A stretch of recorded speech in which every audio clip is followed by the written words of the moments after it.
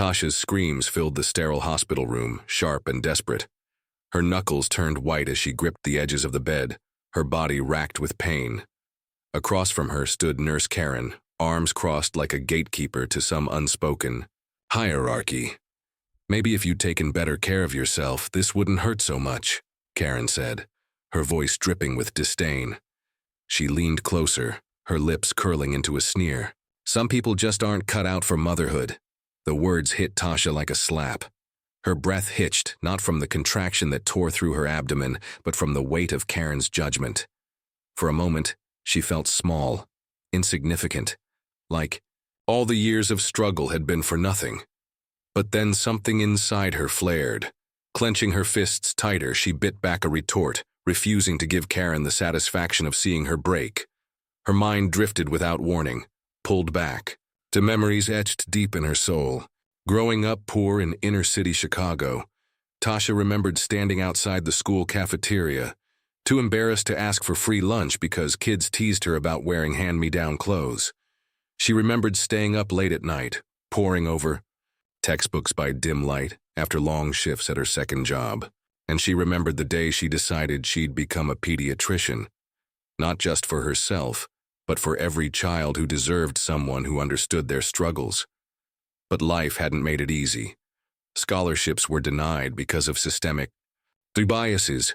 Bills piled up faster than she could pay them. Yet here she was now, fighting for another chance, not just for herself, but for the tiny life growing inside her. Karen's voice snapped her back to the present. "You know, people like you should think twice before having kids you can't afford."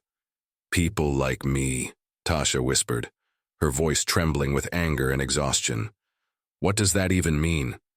Karen shrugged, feigning indifference. "Just saying what everyone else is thinking." Before Tasha could respond, the door swung open. Malik stepped inside, his tall frame filling the doorway. He carried flowers in one hand and a phone in the other. His calm demeanor masked the storm brewing beneath the surface. When he saw Karen looming over Tasha, his jaw tightened almost imperceptibly. "What did you say to my wife?" Malik asked, his tone measured but laced with steel. Karen rolled her eyes. "Nothing she didn't deserve." Malik didn't respond immediately. Instead, he moved closer to Tasha, brushing sweat-soaked hair from her forehead.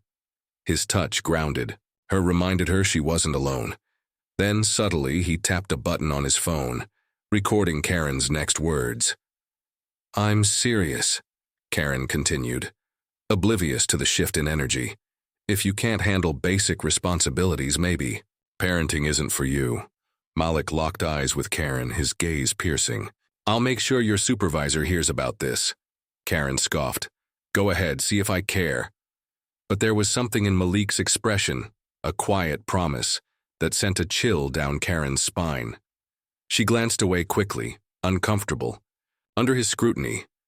As Malik stepped out of the room to call the supervisor, Tasha let out a shaky breath. Tears streamed down her face, partly from pain and partly from frustration.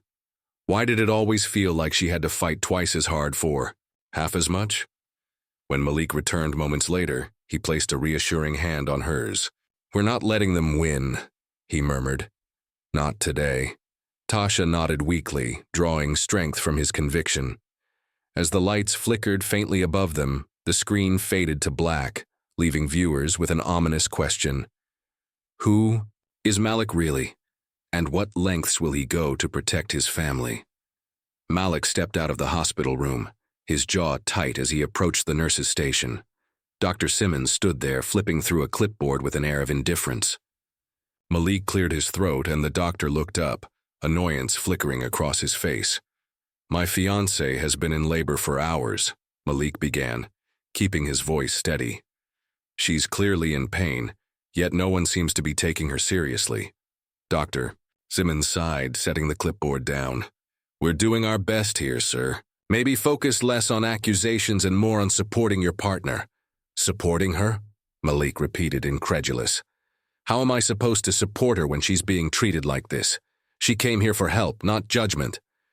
"You're overreacting," Dr. Simmons said dismissively. "These things take time."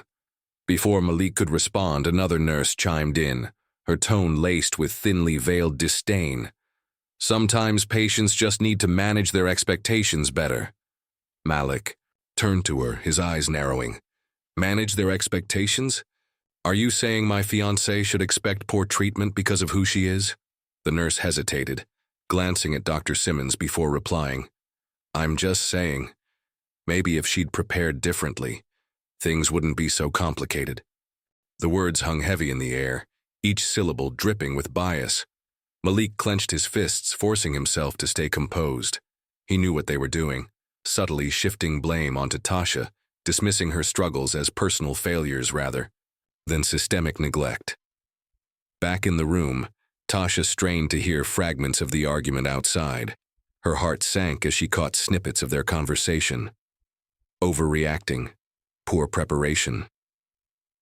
The doubts crept in, gnawing at her confidence. Was she really unfit for motherhood? Had she done something wrong? Her thoughts spiraled back to earlier days of her pregnancy. She remembered sitting in a cold exam room months ago, clutching her belly as sharp pains radiated through her abdomen. I think something's wrong, she had told the doctor then, her voice trembling. The doctor barely glanced up from his notes. It's probably just normal discomfort. Try resting more. But it hurts, Tasha pressed, desperation creeping into her tone. It's nothing serious, he replied curtly, already reaching for the door. Call us if it gets worse. Weeks later, the pain returned, sharper this time. She called the hospital repeatedly, only to be told that her insurance claim was still under review. Each denial felt like a brick wall blocking her path to care. By the time she finally got an appointment, precious time had slipped away. Now, lying in the delivery room, those memories replayed in her mind like a broken record. Every ignored symptom, every delayed response, every denied claim, it all added up to this moment, where she felt powerless and unworthy. Meanwhile, Malik paced the hallway, trying to process everything. His phone buzzed in his pocket, and he answered it quickly, stepping aside for privacy. Malik, we've got confirmation, a voice on the other end said. All the evidence is ready. You can move forward whenever you're ready. Malik exhaled, sharply, gripping the phone tighter. Thank you, he murmured. As he hung up, his expression hardened. This wasn't just about Tasha anymore. It was about every patient who'd been mistreated, dismissed, or ignored because of the color of their skin. He thought briefly about his past, growing up watching his parents fight similar battles. That's why he became a civil rights attorney, to dismantle systems built on prejudice. But now, standing in this hospital, he faced a choice. Use his position to protect his family personally or leverage it to expose the institution publicly. As he wrestled with the decision, Dr. Simmons appeared beside him, pulling him into a quiet corner. We need to talk, Dr. Simmons said, his tone unusually urgent. This situation, it doesn't have to escalate further. Malik raised an eyebrow. What are you talking about?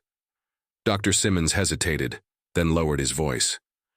Look, I know you're upset, but going public with this won't solve anything. It'll ruin both our reputations. The hospital, me, even you. Malik stared at him, realization dawning. Wait, you're my uncle. Dr. Simmons nodded grimly. And I'm asking you as a family to let this go. For everyone's sake. Memories flooded back, years ago when Malik first pursued activism, while Dr. Simmons chose to climb the corporate ladder. Their disagreement over racial justice tore them apart, leaving bitterness in its wake. Now here they were again, divided by principles but bound by blood. You think silence will fix this? Malik asked, his voice rising slightly. You think ignoring injustice makes it disappear? I'm not saying ignore it, Dr. Simmons shot back. But there are ways to handle this without causing chaos. Malik shook his head, resolved to solidify within him. No, this isn't just about Tasha or me. It's about holding people accountable. For her, for me, for everyone who's suffered because of systems like yours. Dr. Simmons opened his mouth to argue but stopped short, seeing the determination in Malik's eyes. He backed away slowly, muttering, "Don't say I didn't warn you." As Malik returned to Tasha's side, he found her crying softly, her hands clasped tightly around her belly. Kneeling beside her, he took her hand in his. "I know it feels impossible right now," he whispered. "But we're not alone in this. We're stronger than they think." Tasha looked at him, tears streaming down her face. "What happens next?" Malik smiled faintly, a spark of hope igniting within him. "We show them exactly who we are, and what we're capable of." Tasha's body trembled as another wave of pain surged through her. Her breaths came in shallow gasps and tears streamed down her face, not just from the physical agony, but from the weight of everything she'd endured. Nurse Karen stood nearby, arms crossed, shaking her head with a smirk. "You know," Karen said, her tone dripping with mockery, "some people just shouldn't have kids. It's obvious you weren't ready for this." Tasha's hands clenched into fists on the hospital bed. The word stung like a slap, cutting deeper than any contraction ever could. She felt the walls closing in, the judgment, the neglect, the years of fighting against systems that seemed designed to crush her. But then she remembered something, the small device Malik had slipped into her hand earlier, a recorder. With trembling fingers, Tasha reached for it beneath the blanket. Her heart pounded as she pressed play. The room fell silent except for Karen's voice, now amplified and echoing through the space. "Some people just shouldn't have kids.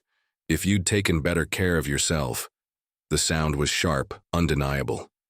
Gasps rippled through the room as doctors and nurses froze, their expressions shifting from confusion to shock. Karen's face went pale, her smug demeanor crumbling under the weight of her own words. "This isn't," Karen started, fumbling for an excuse, but no one listened. Whispers spread among the staff, some casting accusing glances at Karen, while others avoided eye contact altogether. Before anyone could react further, the door burst open. Malik strode in, his presence commanding. Behind him trailed reporters, cameras flashing and microphones raised. The energy in the room shifted instantly, charged with tension and anticipation. "What is the meaning of this?" Dr. Simmons demanded, stepping forward. His voice wavered between authority and panic. Malik didn't hesitate. He held up a folder, its contents spilling out onto the nearest table. "This is what happens when institutions fail their patients," he said, his voice steady and firm. "Security footage shows delayed responses to emergency calls.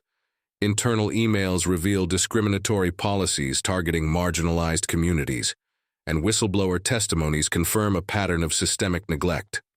The staff exchanged uneasy looks, guilt etched across their faces. One nurse whispered to another, "I always thought something was off." Dr. Simmons stepped closer, trying to regain control. "Look, there may have been miscommunications, but we're here to help." "Miscommunications?" Malik interrupted, his voice rising slightly. "Is that what you call ignoring symptoms, denying insurance claims, leaving pregnant women in pain because of who they are?" He turned to address the reporters, his tone unwavering. "This isn't just about my fiancé.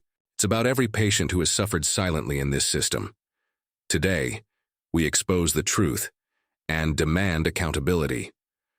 As the reporters scribbled notes and snapped photos, Tasha watched from the bed, overwhelmed by a mix of emotions. Relief washed over her, but so did anger, at how long she'd been made to feel powerless.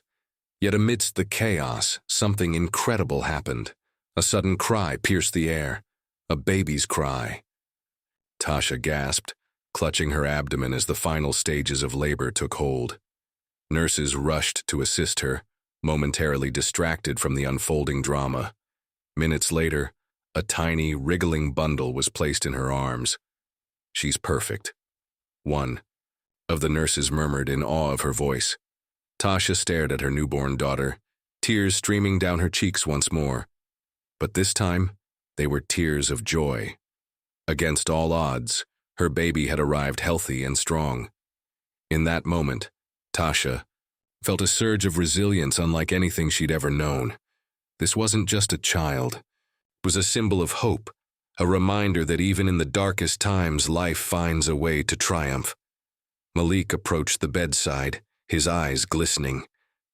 "She's beautiful," he whispered, brushing a finger gently against the baby's cheek.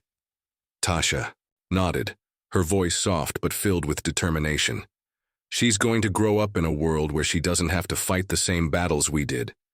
"We'll make sure of it," Malik smiled, pride evident in his expression. "Together, always."